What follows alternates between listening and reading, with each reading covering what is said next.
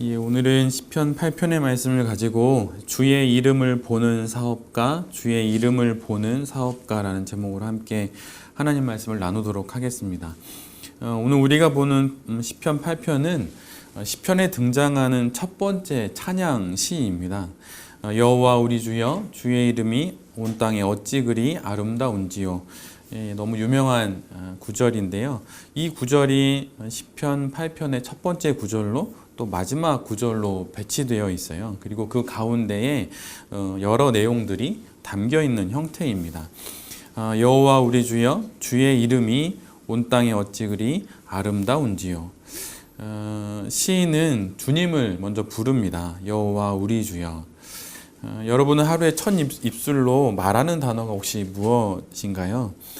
가끔은 새벽에 일어나서 집을 나가기 전까지 한 2-3시간을 지내다 보면 또 차를 타고 이렇게 오다 보면 머릿속으로는 정말 많은 생각을 이제 하게 됐는데 정작 입을 열어서는 아무 말도 하지 않았음을 알 때가 있어요. 순간. 근데 뒤돌아보면 내가 이렇게 많은 생각을 하고 말을 한 것 같았는데 실상 입을 열어서 말을 한 거는 아니었더라고요. 그러다가 그 첫 마디가 커피숍에서의 아메리카노를 주문하는 말일 때도 있고 누군가와 또 첫 인사를 나눌 때도 있습니다. 그런데 시인은 주님을 부르는 것으로 오늘 시를 시작합니다. 우리의 인생이, 우리의 사업이 이와 같아야 하는 것이죠. 주님의 이름을 불러야 합니다. 그렇지 않으면 중심을 잃기 십상이거든요. 24시간 쉬지 않는 세상의 많은 이야기들을 잘 분별하기 위해서 첫 단추를 잘 끼워야 하는 법입니다. 여호와 우리 주여. 그리고 이런 같은 고백으로 또 오늘의 시편이 마치듯 우리의 인생의 첫 번째 고백인 주님을 부르는 것으로 우리의 인생도 또 우리의 사업도 맞춰야 하는 것이죠. 그리고 시인은 또 발견합니다. 온 땅에 아름다운 무엇을 발견하는데 그것은 바로 주의 이름이에요. 온 땅, 온 세상을 두루 살펴보니 곳곳마다 가득 차고 넘쳐나는 것이 있는데 그것이 바로 주의 이름이라고 하는 것이죠. 거리에서도 또 산에서도 바다에서도 그리고 사람들 사이에서도 주의 이름을 발견합니다. 오늘 시편은 다윗이 쓴 시로 알려져 있는데요. 그는 목동이었고 또 도망자였고 또 왕이기도 했고 또 죄인이기도 했지요. 들판에서 양을 치면서 또 죽음을 피해 도망을 치며 또 왕좌에 올라보고 또 살인자가 되어 또 살아보며 그는 곳곳마다 적혀 있는 주의 이름을 보았던 것입니다. 별을 보며 거기에 적혀 있는 주의 이름을 또 도망자가 되어 걷는 그 광야길에 적혀 있는 주의 이름을 보았던 것이죠.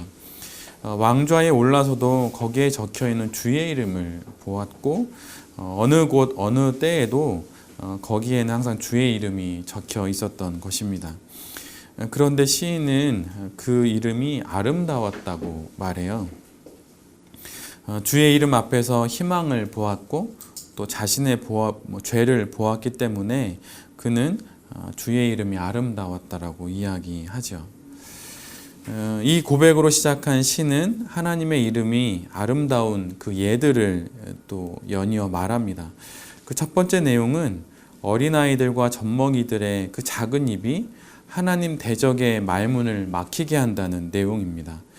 하나님을 대적할 정도, 그래서 주의 대적이라고 불릴 정도의 위력을 가진 이들이 어린아이의 찬양과 젖먹이들의 옹알이에 기가 꺾이고 그 권세에 눌려 잠잠게 됩니다. 비교가 되지 않는 상대 간의 싸움에서 아이와 또 젖먹이가 싸움을 이기는 것이죠. 이것이 가당키나 한 것일까요? 말하자면 평화가 또 사랑이 악을 이긴다는 것입니다.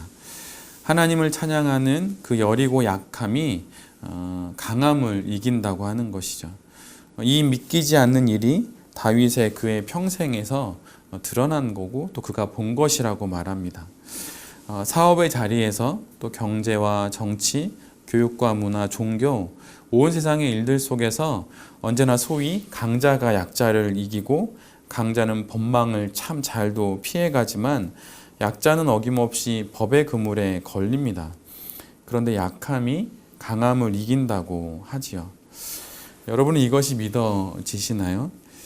대기업은 중소기업을 쥐어짜고 또 하청의 하청을 통해 힘이 지배하는 악순환의 모든 사업가들이 걸린 듯 합니다. 그런데 오늘 시인은 결국은 약한 어린아이들의 옹알이가 하나님을 대적할 만한 힘을 가진 사람들을 이긴다고 말을 합니다. 혹 나는 이 악순환에 들어있지 않으니 그럼 그냥 살면 혹시 되는 걸까요? Think globally, act locally라고 하는 말이 있습니다. 지구적으로 생각하고 지역적으로 행동하라 뭐 이렇게 번역이 될 수 있는데요. 바르게 또 적합하게 행하려면 지구적으로 생각할 줄 알아야 하는 법이죠. 내가 하는 사업이 지금 지구적으로 나아가서는 하나님의 관점으로 하나님적으로 어디쯤에 어떤 의미로 있는지를 알아야 합니다. 그리고 전체적인 이런 조망 속에서 지역적으로 즉 내 분야에서 사업을 구체적으로 실행해야 하는 것이죠.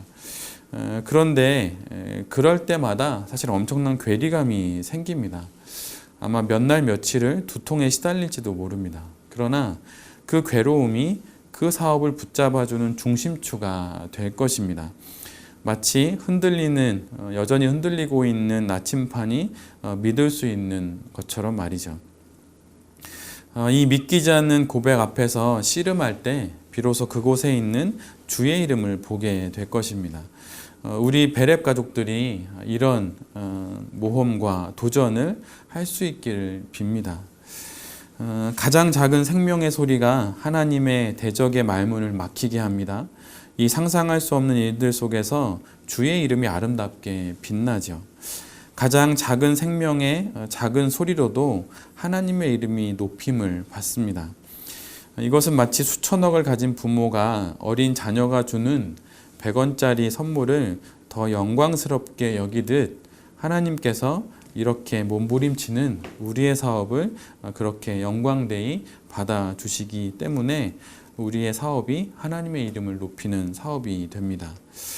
하나님을 보고 그리고 사업을 보시고 그 가운데 있는 주의 이름을 볼 수 있는 우리 모두가 되었으면 좋겠습니다.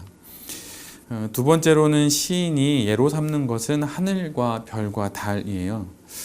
하나님께서 손가락 하나 까딱하심으로 창조하신, 정확하게는 그냥 말씀으로 만드신, 그러기에 당신의 소유인 하늘과 거기에 달려있는 달과 별들을 시인은 땅에서 올려다 봅니다.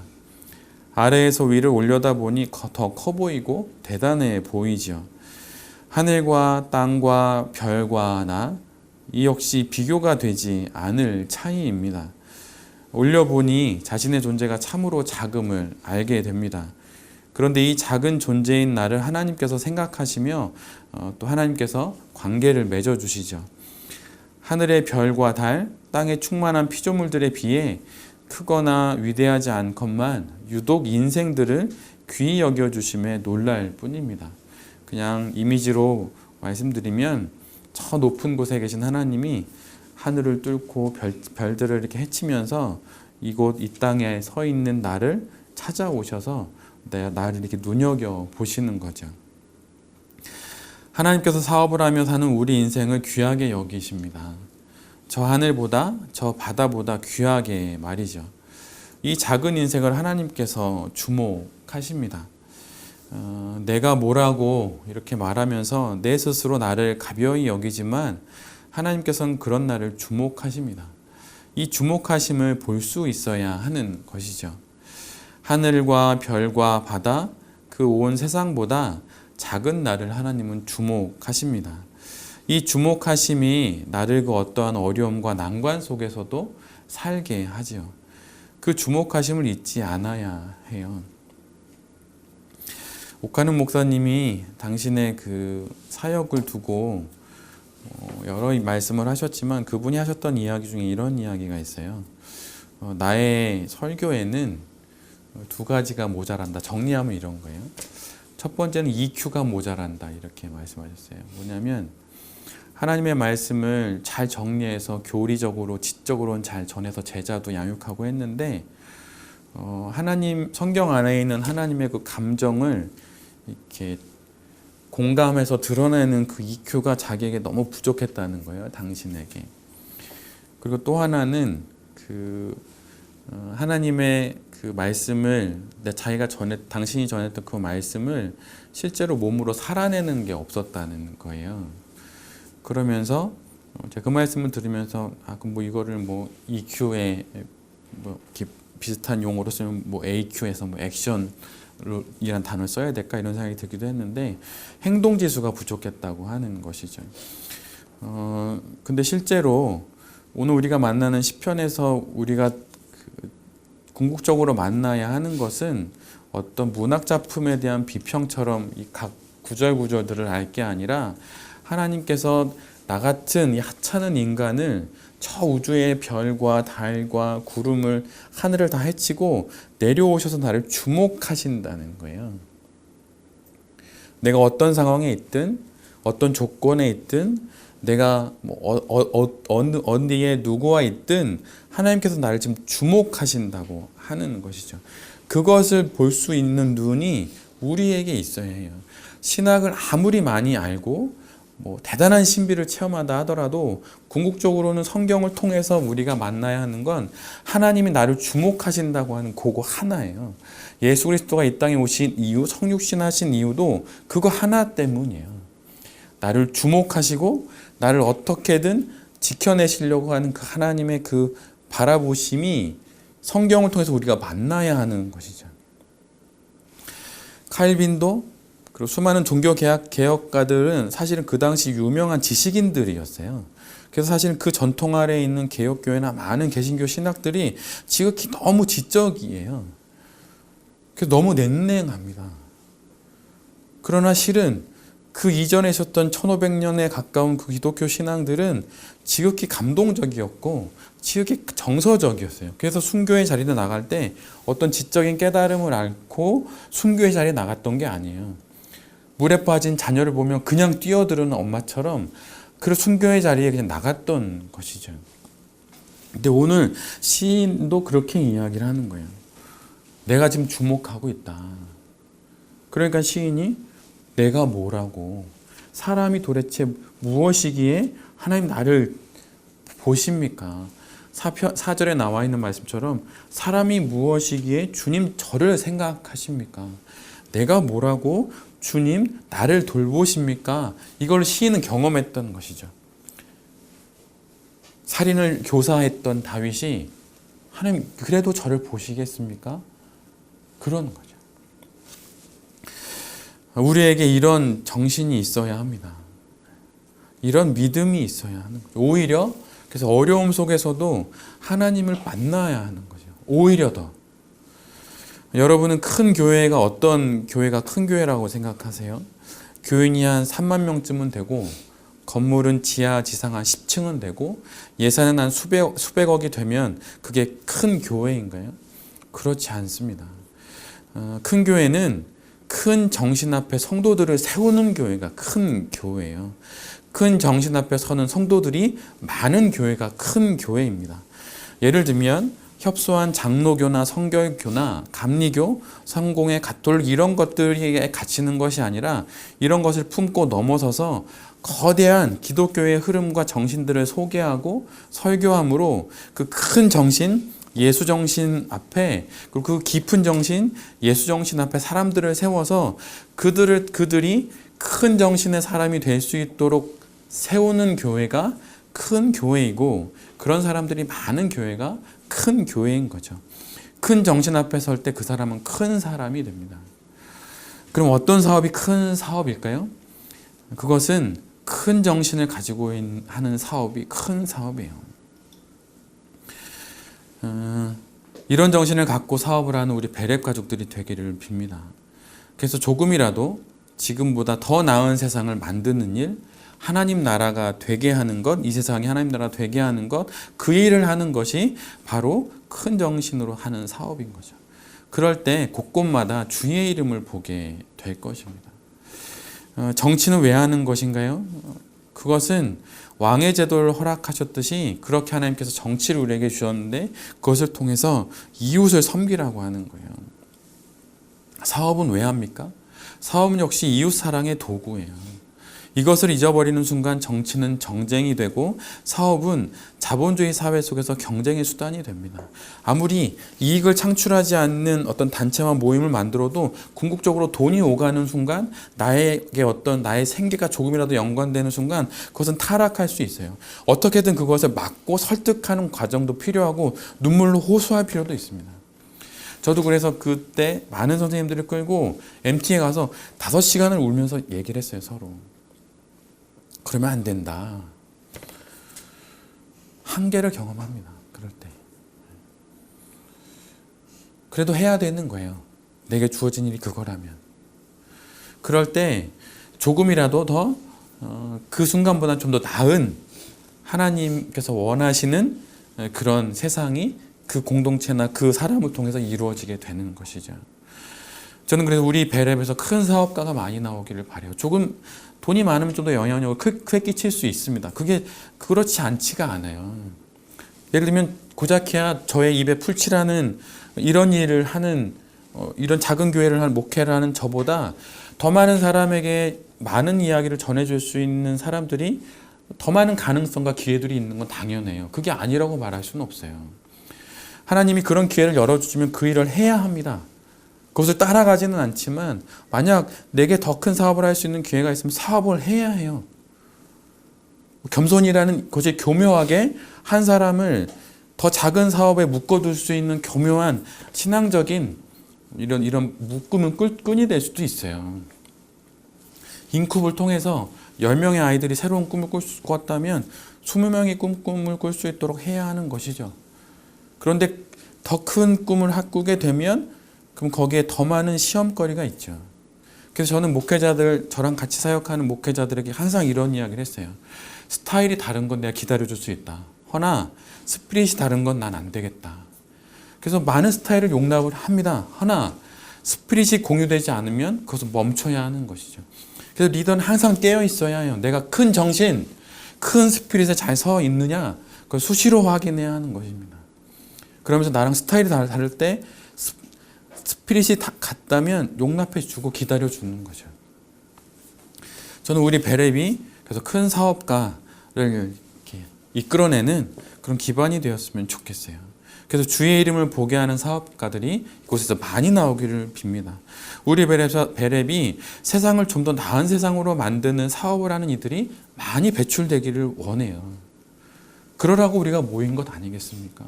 고작해야 건강한 육신으로 사업하는 건 3, 40년밖에 되지 않아요. 저도 이미 40대 후반을 가고 있어요. 건강하게 목회하는 게 2, 30년 되지 않겠습니까? 그 이후에는 은퇴하고 다른 일을 해야겠죠. 2, 30년 불꽃같이 일해야 합니다. 인쿱도 더 많은 인쿱도 나와야 되고 미라클 스토리도 더 많이 나와야 하고 베랩 같은 공간도 더 많이 나와야 하고 구주도 지스트도 제가 언급하지 않은 많은 기업들도 더 많이 그런 정신을 가지고 있는 그 사업체들이 곳곳에 있어야 해요.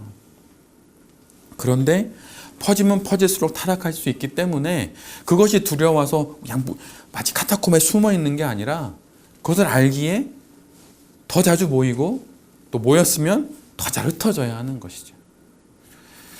그래서 우리 베랩이 주의 이름을 보는 사업가들이 더 많이 나오고 주의 이름을 더 많이 온 세상에 보여지게 하는 그 일을 잘 감당하는 그런 교회이자 또 사업체가 또 그런 사업가가 되기를 빕니다. 여러분 목회자들도 정신병에 많이 있어요. 공황장애 많습니다. 제가 아는 목사님들 잘 나가다가 교회에서 교인들이 너무 많이 괴롭혀가지고 공황장애가 왔어요. 목회 그만두셨어요. 정말 괜찮은 분이었어요. 사모님들도 그 틈바구니에서 공황장애, 우울증에 빠졌어요. 목회자들도 그래요. 대단한 거 아닙니다. 사업하면 그럴 수도 있어요. 괜찮아요. 근데 너무 약에 의존하지 마세요. 계속 그 용량 늘어납니다. 의사에게 직접 제가 이틀 전에 의사에게 들었던 이야기예요. 같이 이야기하는 중에 그분이 그러시더라고요.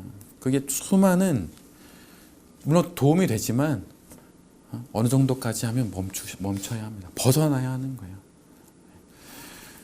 그래서 하나님 붙잡고 여러 가지 의학적 도움, 공동체적 도움 받으면서 하나님이 주시는 그 하나님 손 꽉 잡고 힘내서 다시 사업하십시오. 밥도 많이 드세요. 건강하게. 식욕이 부진하면 더 많이 드세요. 그리고 너무 외롭지 않게 혼자 있지 말고 공동체 와서 이야기 나누세요. 목회자들이 자꾸 타락하는 이유가 뭐냐면 목회자는 말할 곳이 없어요. 그래서 별 얘기를 많이 들어요. 목회자들 관련된 거. 엄청나게 막 은혜 끼치는 설교한 다음에 집에 돌아가서 음란물 봐요.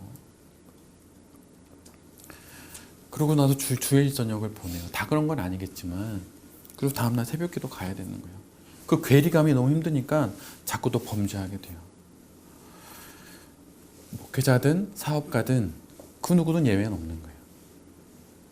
근데 이 많은 어려움들 가운데 우리 모두가 이렇게 모인 것은 하나님이 서로를 지켜주기 위한 거죠. 힘내십시오. 저도 힘낼 거고 우리 모두 힘내야 합니다.